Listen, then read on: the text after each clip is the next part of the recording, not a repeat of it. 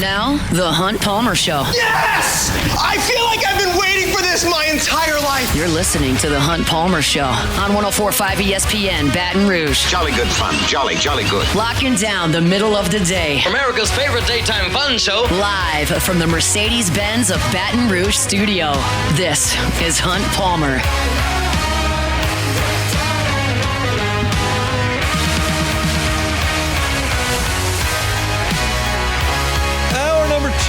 Tuesday edition of the Hunt Palmer Show, 104.5 ESPN Baton Rouge. Appreciate you hanging out with us. We'll talk some Saints with Sharief Ishaq coming up in 30 minutes. A lot of LSU baseball talk, as you would imagine. In the first hour, Tigers win the Baton Rouge Regional last night. I just heard Jacob Beck call head coach Jay Johnson and said, "Coach, how you doing?" And I have a feeling the answer was that he's doing pretty well. I guess I can ask him now. We have Jay Johnson on the show, joining us on the Jim's Firearms Hotline. I'll ask you the same question. Coach, how you doing? I'm doing great, Hunt. How are you? I'm really good. I'm a little tired. Did you get any rest last night?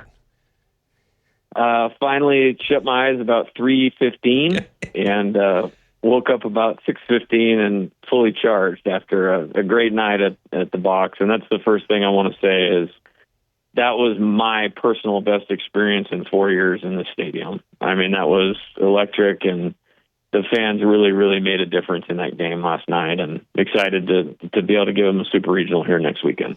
I've been in that stadium when things get a little tense towards the end of potential end of a season because things aren't going very well, and that's an uncomfortable thing. And I noticed, like you said last night in the press conference, that it wasn't like that. Even when it got to 5-1, there was a lot of support that was coming. You mentioned that in the press conference, but it was really noticeable. Did the team take notice of that?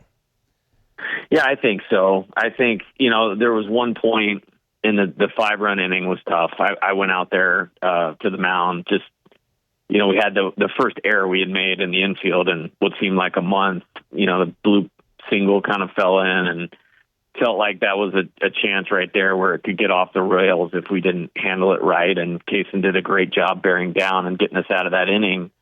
And then the dugout response was just great. And where the fans made the difference is we got the bases loaded, Jake flied out to left, and it kind of had this exasperating feeling. But the very next inning, we got a couple runners on, and the enthusiasm in the stadium really was at an elite level. And then Ethan delivered the clutch hit we needed, and they took over the game after that. And they made it really hard on our opponent's pitchers to concentrate, throw strikes, and execute because of the energy in the stadium. And something I'm very grateful for. And when you talk about home field advantage, that's like nothing I've ever seen in college baseball last night. Kaysen Evans was pretty good, too. What did you expect from him? I'm assuming you thought you might get a few more than 4 outs from Zach, but you handed Kaysen the ball in the second. What was your realistic expectation for him from there? Yeah, the plan going in, and again, you think about Game 7s of the World Series in the major leagues. I remember the Giants one year in 2014 won it. I don't even remember who started, but they gave it to Jeremy Affeldt for like 7 outs to get it to Madison Bumgarner to close. So we kind of had one of those plans lined out. I would have been happy had Zach got into the 4th inning, and then I felt like Kaysen could get us the rest to get to Anthony. We just felt like we needed to make a move with, how that inning was going, and kind of figure it out later. And he just kept going. I mean, literally to the point it got to where I sent him out for the 8th because I was like, he deserves the right to win this game by himself. Honestly, with that's the best individual pitching performance maybe I've ever seen. I think he struck out like 8 guys in a row, and we really just had the momentum in our dugout largely because he was going out there and going 1-2-3 and 1-2-3 and 1-2-3 in dominant fashion. So what a performance by him. I think he's one of the most important recruits that we've gotten since I've been here. I felt that way from the time that he verbally committed to us, signed with us, got through the draft, and he's obviously had as good a year as any freshman pitcher in the country. Yeah, you mentioned 8 strikeouts in a row. It was actually 9. He struck out the entire order consecutively at one point in the game. I wanted to ask you this question in the press conference last night, but they didn't get a microphone to me. So I'll ask it to you now. I was so impressed with one of the plays Kaysen made that wasn't a pitch. That bunt and his ability to come off the mound and get that lead runner. Have you coached that? And then what did that look like from your perspective in the dugout when he made that play in the 8th inning? Yeah, I will say Little Rock's one of the best coached teams that we've played. They were incredibly prepared. They were incredibly aggressive. they execute really well. So Thursday, we went through, basically our bunt defenses, and he was a shortstop in high school, so the decision was easy. Once they got to first and second, they were the home team down 2. We believed they were going to bunt to try to get the time run to second because that's the character in which they played in all year, and he's one of our best pitcher fielders that we have. And so I made the decision, hey, this is his last hitter. We're going to leave him in to field the bunt, and then we're going to go to Anthony. And he got off the mound well. It wasn't actually that bad of a bunt, but he's such a good athlete. With the bunt defense we put on, he pounced on it, got the lead out, and I thought that was the right time to go to Anthony at that point. Another play that one of your freshmen made that I noticed, this was on Sunday, it was the first run of the game. Curiel comes around third, and the ball's down the right field line. And I don't know if Coach Jordan said anything or not, but the ball kind of got fumbled, and there was a delay, and then Curiel just took off. Was that coach, or is that just a guy that knows what he's doing out there? I don't know that there's a better feel for the game player at his age than Derek that I've seen in college baseball. I actually stopped for a second and was like, oh, okay, bases loaded, no outs, we're fine, let's go. And then he took off running and was saved by a lot, which I love to see. He's a great instinctual player. And again, like Kaysen, these are the two guys that you really believed had a chance to be successful immediately. And it's just more their competitiveness, their athleticism, and their aggressiveness. And we got to see all of that out of both of them this weekend.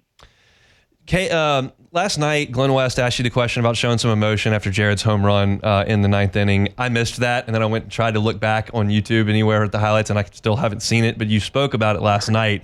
Can you kind of go through that story of y'all's journey, what y'all did yesterday, and then what you felt when he finally connected with that ball to give y'all some insurance? Yeah, for the most part, it's well documented. As a freshman, he came in, hit 14 homers, national champion, big contributor to that team, freshman All-American. Didn't play at the end because I made a decision what was best for that team to try to win the national championship, included a little bit different formula. And then last year, really improved, 28 homers, really improved the plate discipline. This year, improved the plate discipline, had cut down on the swing and miss, and had kind of hit a real rough patch lately, which is tough for our team because when he goes, we're almost impossible to beat, like type deal. Like that's his contribution to our team.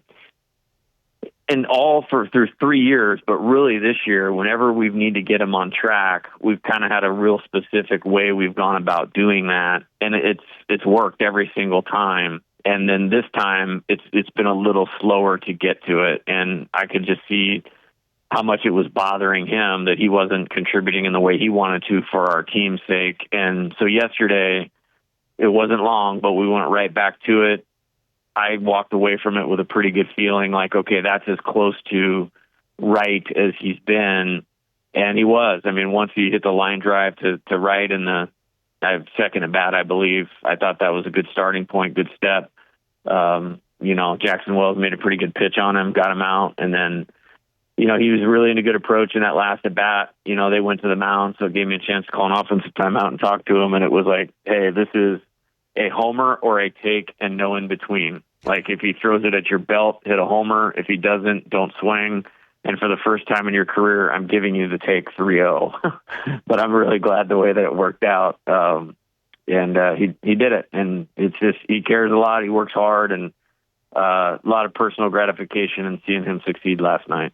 Over the course of 60 games, there's a lot of up and downs. We've seen it for Curiel, who broke out this week, seen it for maybe Shores up and down. He's had some real highs.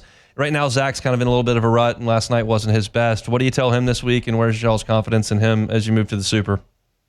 Well, my confidence in him is as high as it could possibly be. We're not here in this position without Zach Cowan. I mean, to be a first-team All-SEC performer, that's real nowadays. If you think about the arm talent in the league, but it speaks to his performance. The makeup, the character, pitchability, I'll bet on that all day, every day. And I'm actually going to meet with him here shortly, to be honest with you, and touch base and get where he's at and get him set for a good week and get him ready to go for the weekend.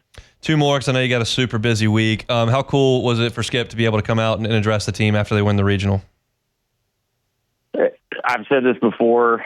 the best part of this job for me personally is the relationship I have with him, and the engagement level that he has is special, friendship special, mentorship special, and ironically, I actually just missed a call from him, so I'm going to hang up with you here in a minute, and I'm going to give Coach a call.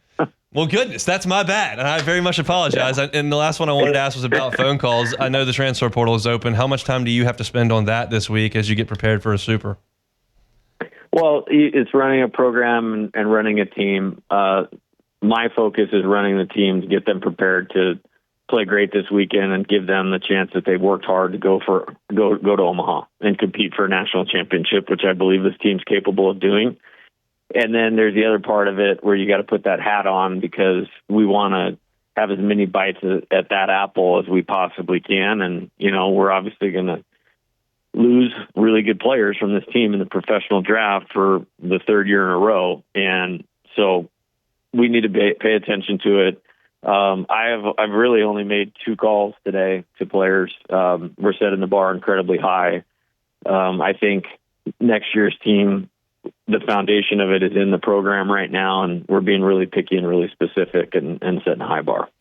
Coach, congratulations on the weekend. Best of luck this weekend. We'll see you at the box on Saturday. Appreciate the time. All right. Have a great day. Sure will. That's Jay Johnson, head coach of the Fighting Tigers. Busy guy. Transfer portal, West Virginia, trying to get to Omaha, the whole thing. It's a great time of year, and LSU's in good hands with that guy at the top of the program. And last night was a big night for LSU as they move on. So appreciate him for giving us a little bit of time. Sharief, Ishaq talking Saints. I want to talk a little bit more about what we saw in college baseball over the weekend. We'll do that when we come back. The Hunt Palmer Show.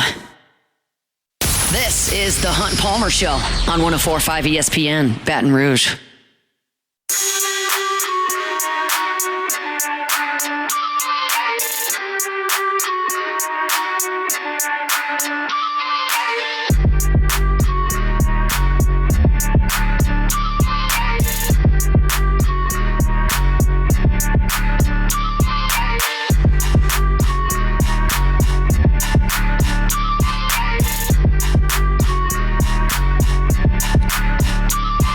So a lot of action in college baseball on Monday, and y'all seen enough of this to know that those Monday regional games can get wild. And certainly the one with LSU and Little Rock got off the rails a little bit. Ole Miss and Murray State was a free-for-all in Oxford.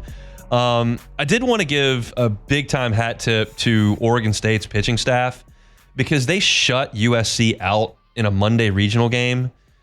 3 pitchers. I can't tell you anything about the 3 guys, where they are on the totem pole, where they've been all year. Like, I'm not diving that deep into it, but they shut out USC on 3 hits in a Monday regional game.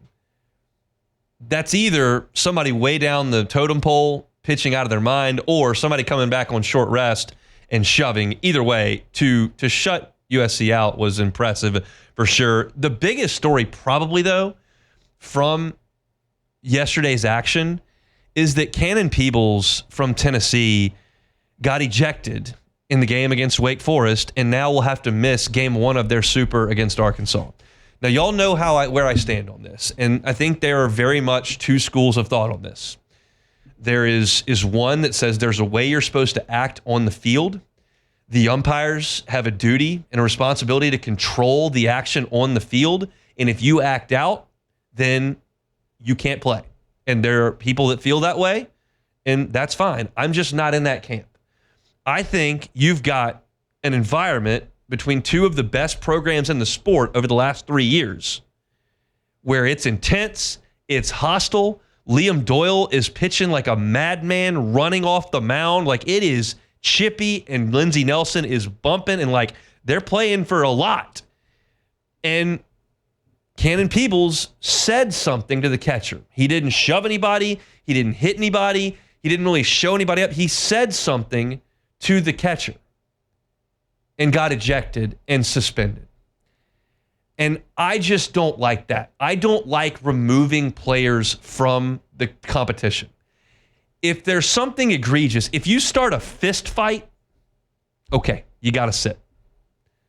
But I'm not ejecting guys for curse words or bat flips. Or you charge the mound, okay. You throw a 97-mile-an-hour fastball at somebody's head, okay.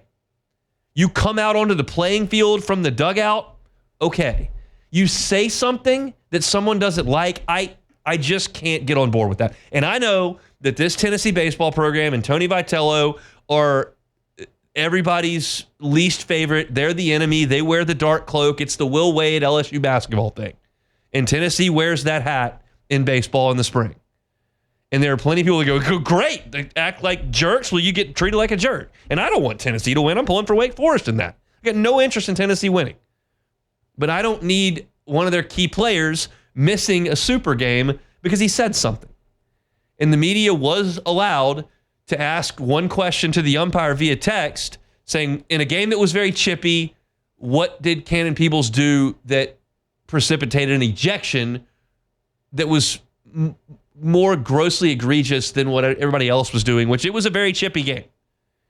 And the response was very vanilla. It was like unsportsmanlike behavior towards the opponent. Like there was nothing to it.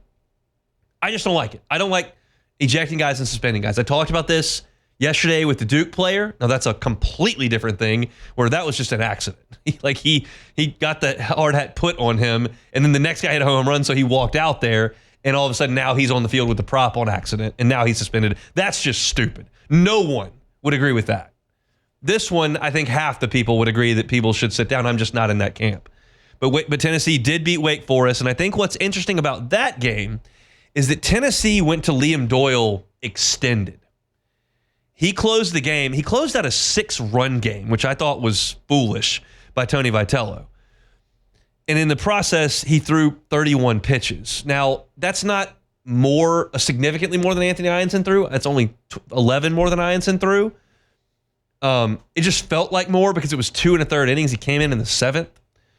But with Liam Doyle pitching on Monday, you wonder what his availability is going to be like in game 1 of that super. Forgive me, I haven't looked up when that super starts. I don't know if it's a Friday or a Saturday. There are teams that won yesterday on Monday that are going to have to come back on Friday. LSU is not one of them. I don't know if Tennessee is one of them, but maybe Doyle will have to be held. If y'all remember, Landon Marceau came on and closed out the regional that LSU won in Eugene in Pulmonary's last year in 2021.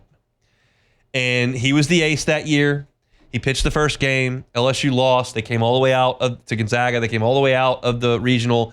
And Marceau closed out the end on Monday. And then LSU flew back to Baton Rouge and flew over to Knoxville. And Marceau pitched the second game and didn't really have much. Now, that was the beginning of the monster that Tennessee became the next year. It was a lot of those same guys. And that was as good a college baseball team as I've ever seen the next year. They didn't get to Omaha, but they were sensational. And that was basically the lineup he was facing. So maybe it wasn't a rest thing. Maybe it was just Tennessee was that good.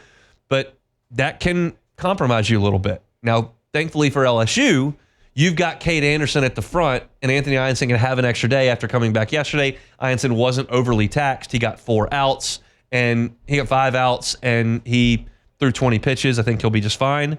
But that can be disruptive for the next weekend because it's not something you usually do. So I thought it was interesting that Doyle was out there throwing 100 miles an hour in a 6-run game in the last inning. But I guess in that ballpark, you don't leave anything to chance.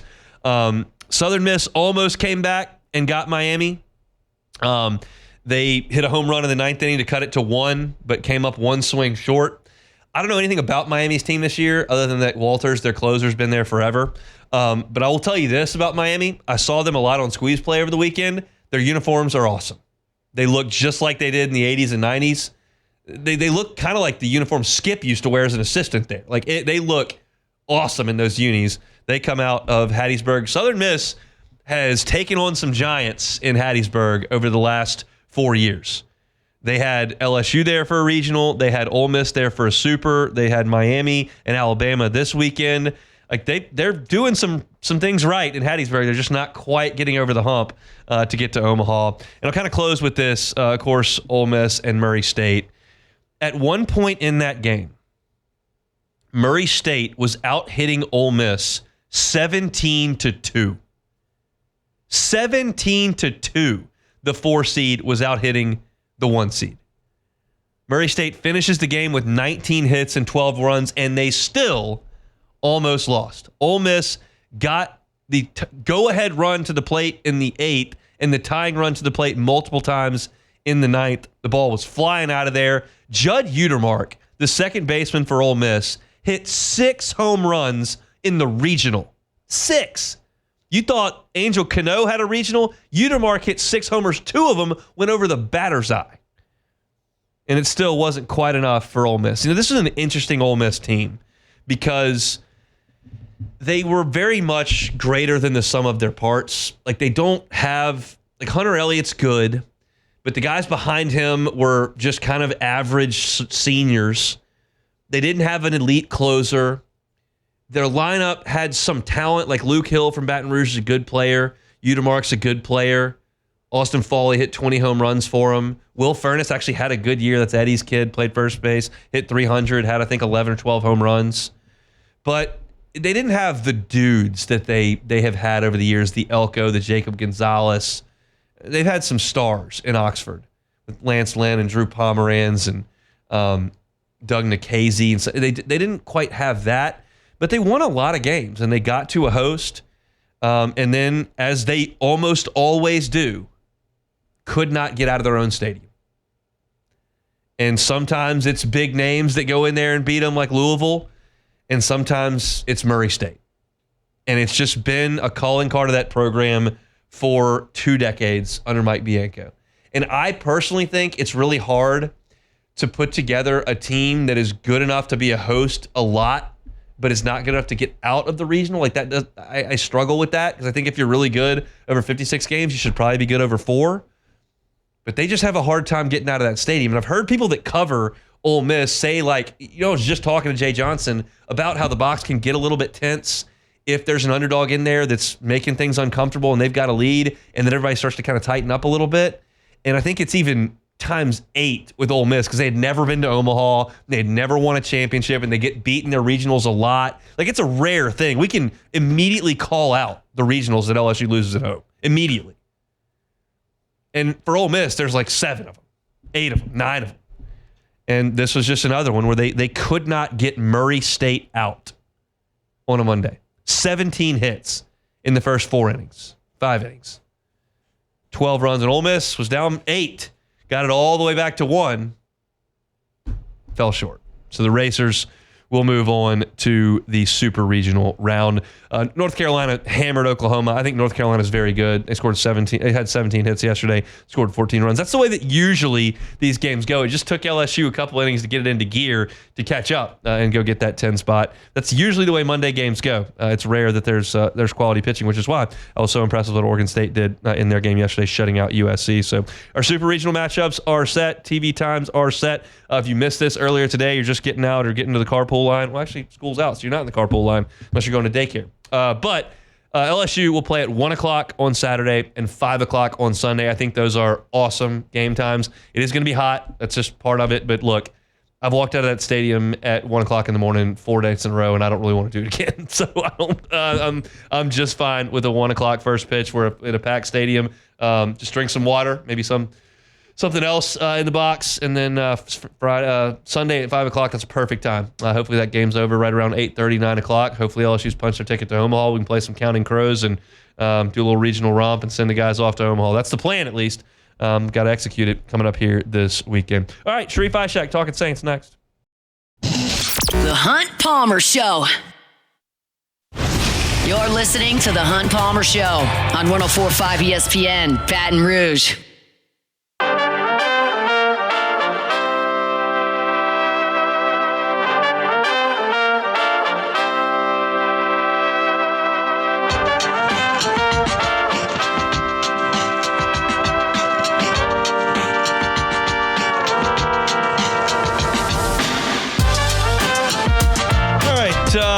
Sufficiently talked about baseball for 90 minutes. We can shift gears a little bit here. Talk about the New Orleans Saints. Sharief Ishaq, WDSU, covers the black and gold. Joins us now on the Jim's Firearms Hotline. Sharief, I ran into Fletcher yesterday. He said, thanks for doing that deal with Sharief. I enjoyed jumping on and talking a little bit of baseball with you guys. I hope everything went well. How are you? Forget Tony Vitello when you have Case and Evans. You enjoyed that? How'd you enjoy the first 2 innings when LSU was down 5-1? It's funny that you say that because Terry Joseph, the Saints defensive pass game coordinator, was like, between you and my wife, man, he's like, I don't know who was going to lose their mind more. I was watching your tweets, and my wife was going crazy in the house during the game. I was like, I don't know, man. I was on my edge. I really thought LSU was going to lose when that last time down 5-1. I really thought they were going to lose. That's what I told them. It did not look good, but it's just further evidence that this state's just eaten up with baseball this time of year, and it's a cool deal. Speaking of Terry Joseph and defensive pass game coordinator, I want to talk about the Saints secondary because for so long, Dennis Allen has kind of been in charge there, and I believe he did a great job identifying talent, taking him in the draft, whether it was early like Lattimore or guys that they found a little bit later like Paulson Adebo, and developing him into NFL corners. And I thought the secondary played very, very well under Dennis Allen's reign as the Saints head coach. He's gone. A lot of the guys that you counted on over the years are gone. How do you feel right now about the Saints secondary? It's young. It's certainly very young for the most part. I mean, the corners are young with Alante and Kool-Aid, Quincy Riley, waiting for him to, get healthy so he can get back on the field. From there, that's it when you talk about cornerbacks. I mean, they're going to need another veteran cornerback, whether if it's Asante Samuel, someone out there. But I like that they're young and talented, but I still think that they need to add that veteran presence at some point when it comes to cornerback. Safeties, I'm good. I mean, you got Justin Reed, you got Tyrann Matthews. But with that being said, you need to fold into the mix some younger guys to make sure that they get that playing time. Like you drafted Jonas Sanka, you want Jordan Howden, the guy, you drafted as well a couple years ago to make a difference at some point in time because they're going to need to play. I mean, Reed and Tyrann, are veterans. I mean, they're up there in age, and yeah, they can make plays, but at some point in time, you got to have some of these younger guys be able to contribute some point in time on. Yeah, let's talk about that and how all those pieces work together. You talk about Quincy Riley, like, we're not seeing him right now, but where do you think he fits in on this team? Is he a special teamer? Does he have to play? Is he a nickel? Like, what's his role? No, I truly think he can play. Yeah, man. I mean, I think you can play him a little bit in the slot and outside. He was successful in his time in Middle Tennessee State as well as Louisville. A lot of pass breakups. I think close to 50 pass breakups in his career. I mean, close to 15 interceptions. Yeah, I mean, I think he's going to play. I mean, they don't draft. They want their guys, yes, to play special teams, but I think when you bring in guys like a cornerback, I think they want him to play. They don't want him just to be a special teamer. So he can play. He says he can play inside or outside. So that's a good sign. You want to make sure that you can get him on the field and he's productive and he can play kind of like up to the level that he did at Louisville, where he was, pretty solid, with the pass breakups and interceptions. So I don't just see him as a special team. I see him as a guy who's going to have to play in this secondary. I mean, they didn't draft him just to be a special teamer. This team needs those young core pieces down the road eventually. So no better time than now whenever he gets healthy to make sure he's out there on the field. When they drafted Kool-Aid, it was a crowded secondary. It's really not now. How different is his role today than it was when they took him 13 months ago? Yeah, you could see he's a little bit more confident now. I think he's finally, he was dealing with some health issues, but near the end of that season, it felt like his confidence was building and building and building more. Now he feels like he is, one of the guys or the guy, on this team. I remember when he got drafted, Nick Saban said that's going to be the steal of the draft. He is one of the better cornerbacks he's ever coached. And look, if Saban says it, I believe it. I think that whenever he gets, his chance to play full time like he will now, he's probably going to prove it. I do like him. I like the way he moves. He has good hips and he got good instinct for the ball. So, but I can't wait to see it whenever it's, team drills, whenever we get into training camp. Like I said, man, just 7-on-7. It is what it is. It's flag football at this point. But, I like his confidence. He's a confident dude, really quiet, but he's, I think he's going to show a lot this season, a lot more than you saw there in the back half of the season. What do you think of the Justin Reed as the player and as far as the contract goes? I think he's a great guy on and off the field. Very easy to talk to. He was a Dutchtown just down the road from Baton Rouge. Good dude, good football player, has the experience of winning the Super Bowls with the Chiefs. Been in the league for a little while, played with the Texans as well. I like the contract. I didn't think it was a bad contract. I think, I think just where the market is today in terms of almost every one of these like positions, I think they got a fair deal out of it. And you needed them. You needed to add somebody, another veteran guy. Like I keep saying, they need to add some, make sure these younger pieces. So they needed to add a veteran piece back there now that you have a 1-2 punch of Justin and Tyron. But I was a little surprised when they got him because I didn't think he'd come to a situation like this where it feels like they're kind of rebuilding, and he was playing with a team that won multiple Super Bowls. I mean, to me, I was like, why would you do that? I understand that, like, maybe, hey, I get to be closer to home. I have a chance to show I could be a leader and rebuild this franchise and get it back to where they once upon a time was. And he said that that's the thing that he wanted. He wanted to be back home. He wanted to be part of a legacy of trying to rebuild the team he grew up watching. Yeah, money and home are two powerful things, and I think that's probably the answer to the question. Is it now or never for Jordan Howden? Oh, I wouldn't say now or never. I just think it's good that they have 4 guys back there now. That he's going to be ahead of Jonas Stanker unless Jonas Stanker just absolutely blows our minds away and blows the coach's minds away, and he just passes him up. But no, I mean he'll be there in spot play. They'll need him. Guys are always going down. He'll be back there playing, but I feel like this is a situation for him and a chance for him to certainly elevate his game, learning under those 2 veteran safeties and grabbing a spot down the line. I mean, once again, that they need some of these younger safeties to eventually elevate their games, and no better time than now than under Justin and Tyron to learn from them. And I think Justin probably be the guy where he can learn the most from. I feel like that's the similar type of position, type of player. So now or never would be a little bit much to say about Jordan, but I think that it wouldn't be bad for him to start learning a lot more now from the veteran guys. All right, we kind of talked about every position there and kind of gone through the entirety of the depth chart, so you've had a chance to process it. Like, where's your confidence level in this Saints secondary this year and then moving forward? Because that's a lot of young guys. It is. It truly is. The big question I have is, of all the guys we talked about, is Alante. I mean, he struggled on the outside at times last year.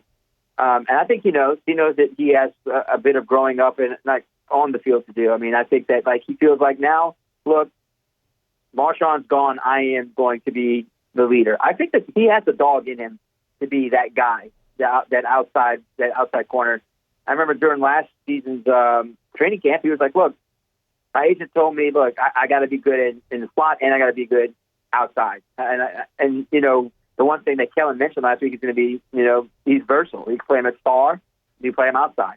You need to play him all over in that secondary. But to me, I think he has to show his biggest strides and his improvement on the outside, because he got a lot of penalties at times last season playing on the outside, and he got burned a lot. So this is going to be a good place for him to start, becoming a better player. And if he wants to get paid, it's going to have to be being the best outside cornerback on this team. And look, I think they got the coaches, and Staley will do a good job with him. They got the secondary with those good coaches, including Terry Joseph, in order to help them out. So I think this is going to have to be a very important offseason for him in start of the season in terms of wanting to be that big paid player. Being a good outside cornerback is where it starts for him. Quarterback's the toughest position to play. I would put cornerback right there behind it. That's just a brutal position to try to play with those guys and as athletic as they are in the National Football League. Any chance we can get you covering the Super at the box this weekend? Look, man, 2 years ago I said, look, one more chance. Give me one more chance to cover the LSU Tigers win a national championship. Cover my first one I covered in 2009. They won, and I think I said if 23 is my last one, I'm going out as a winner covering baseball. So you don't need me there. All you right. guys are better with. Well, we'll take it. We would love to see you, but I understand if that's how you want to ride off into the sunset. That's a pretty good team to do it with. So we'll be at the box this weekend, and we'll be chatting next week. Thanks, Sharief. Anytime. Remember, June 8th is the anniversary of me and Alex Bregman from 2013. Okay, we'll be sure to celebrate with the dump button on hand. So appreciate that. Appreciate that heads up. That's Sharief Ishaq, WDSU. Had a bit of a live hot mic situation with Alex Bregman in 2013. We're going to bleeping Omaha. There just wasn't a bleep there. It was just on live television. Just Sharief's eyes about fell out of his head when Bregman said that. It happens. You got live TV. Sometimes you get a hot mic situation, and Sharief did. did with Bregman when they were doing the regional romp back on 2013 after they beat Oklahoma to go to Omaha. So we got one segment left to go. Let's do it next. The Hunt Palmer Show. Genesis of Baton Rouge, genesisofbatonrouge.com is that website. 10-year, 100,000-mile warranty. That's as good as you're going to find in the industry. How about 3 years of valet complimentary maintenance? 3 years.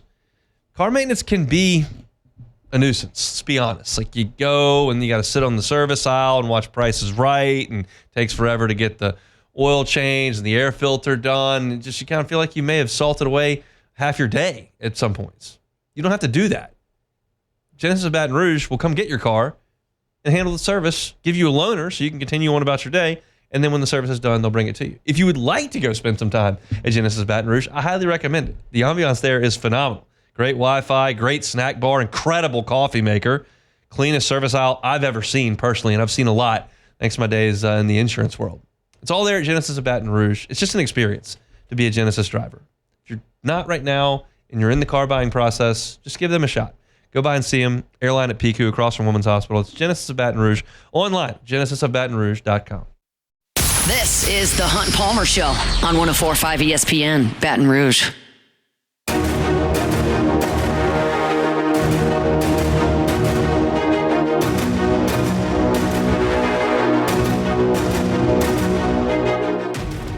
Our Rad Dad contest is back and bigger than ever. Roaming Shot Outdoors and Citizens Bank and Trust bring you Dad's favorite gifts ever.